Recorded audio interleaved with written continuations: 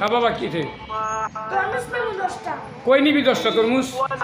শ্বশুর বাড়ি 10টা তরমুজ তোর পাড়ায় দিব হয়। কস কি কে তোর মাল লেগে কি নিবি তুই 10টা তরমুজ শ্বশুর মা তো দেখতেই যাবে। মায় দেখতে গেলে হইব তো শ্বশুর বাড়ি তরমুজ খাওয়াই দিব 10টা তরমুজ শ্বশুর বাড়ি নিব। দেখেন আমার ছেলে কি কইতেছে 10টা তরমুজ যদি তোর শ্বশুর বাড়ি দেশ তাহলে তো আমার চালান গুঞ্জি বাবা গাই কইব তুই 10টা না 5টা তরমুজ নিবি এই বড় তুমি বড় সবসময় 10টাই নিবা তো টাকাটা সালামটা শুধু।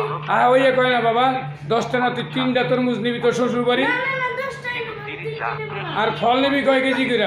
ফল নেবো 10 কেজি করিয়া। ওরে বাবা রে বাবা বাবা একটু কমাই কমাই ক কারণ আমার চালান গুঞ্জি থাকবো না। কমাই কইতে পারবো না। আচ্ছা কোন কোন তরমুজ নিবি তোর শ্বশুর বাড়ি দেখা তোমারে এই সবই হয়ে যাবে। এই বড় তরমুজ শ্বশুর বাড়ি নিতে হইব। হয়। দেখেন শ্বশুর বাড়ির জন্য মায়া কত বাবা মার জন্য অতটা মায়া হয় না বর্তমান ছেলেদের। তা আমার ছেলেও ওর মা তরমুজ বলে দেখলি তার খেতে হয় না আর ও শ্বশুর বাড়িতে 10টা তরমুজ নিয়ে যাইব 10 কেজি করে ফল নিয়ে যাইব